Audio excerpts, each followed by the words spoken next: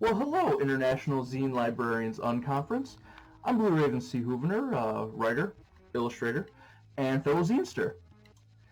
Well, I know that we are all very familiar and very passionate about zines, but to the casual onlooker, I bet a lot of them will be wondering, of all the mediums they could take in and decide to devote some of their time to, why zines? Well, that is a great question, casual onlooker. Lucky for you, I'm here to answer those questions. Well, zines are a robust medium with a very long timeline attached to them. I mean, arguably they've existed since the advent of print. They started out as early religious or political publications, and then over time grew and grew. In the 30s, they were represented as early fan fiction, arguably. A lot of people would write and produce their own fan versions of existing sci-fi medium and release them for publication. By the 60s, they became the sandwich boards for counterculture, promoting various causes like civil rights, women's empowerment, anti-censorship, all across the board. And those trends have continued till today, over time picking up steam in the music scene. And of course, as photocopiers became more prevalent, it became easier and easier to make one. Now, I'm not going to sit here and talk your ear off about how great zines are. I guess that's exactly what I'm going to do, but it's going to be a more concentrated and precise rant. First off, I'm going to talk about why you should read zines. And then, second off, I'm going to talk about why you should dip your toe into making zines.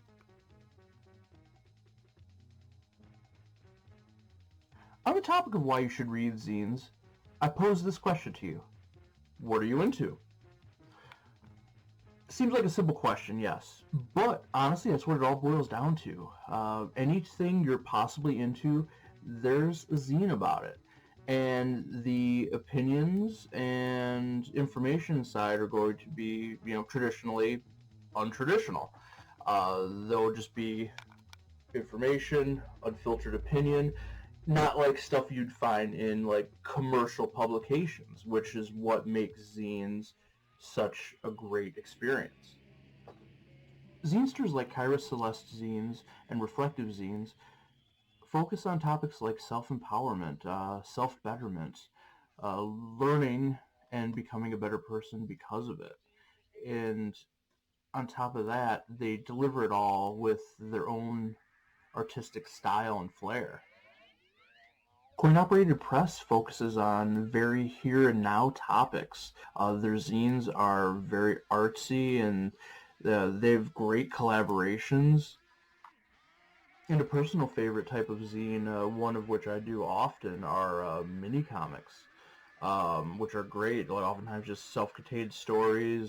And Matt Fiesel's Cynical Man comics are a perfect example of that. And Karmada Arts, on top of her comic work, does awesome zines that teach you how to improve your drawing or how to get into cosplay, both things she's an expert at. And with so much variety and options available to you, if you're not convinced to pick up a zine now, there's not much more I can say.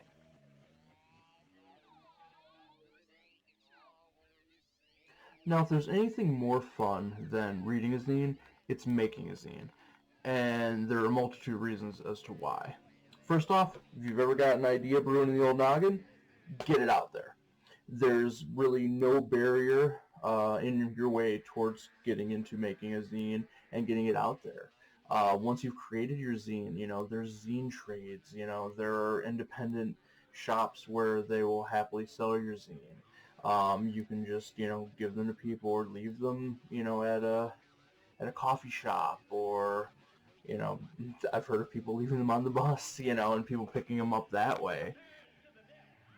Another great thing too is, like, unlike a lot of hobbies, like, making zines can be very inexpensive. My very first zine, It's a comic zine. I wrote, illustrated, did the layout all on the computer, and then slapped it on a little zip drive, took it to Kinko's, printed off the pages and everything, which were already laid out so that way they'd be front and back. And seriously, this is several pages to this. Once all was said and done, came out to about like 80 cents a book. You know, so that's a like, again, very low ceiling on that. And then another method I've been seeing a lot lately is a lot of people like to, you know, this is a scrap piece of paper, but take a piece of paper, you know, you fold it, and then you make a little incision down the middle, so that way it's got the little mouth there. Hello, and then you do that,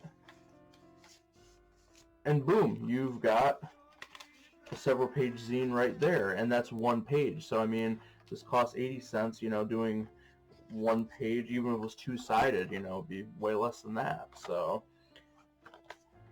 it's one of those things where it's a passion that you don't have to break your wallet on.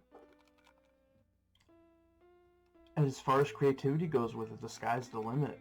You can do anything you want. I've seen people do one-page newspaper type zines. I've seen people do the full-on booklet zines. I've seen people send their zine off to like a professional printer and get it done full-on magazine style. And you know, since it's still all done independently, it's still a zine.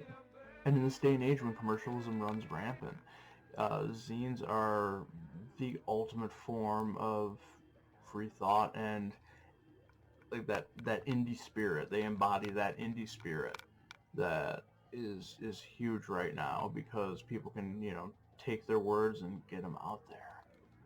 And I'm obviously biased, as are many of the other people here at the Unconference, but you seriously owe it to yourself to make a zine, you know, take what you're passionate about and put your own spin on it.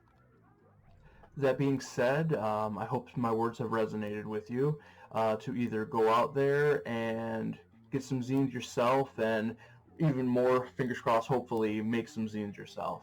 Honestly, I hope to zine trade with all of you at some point, or run across your zines when I'm out and about in the world.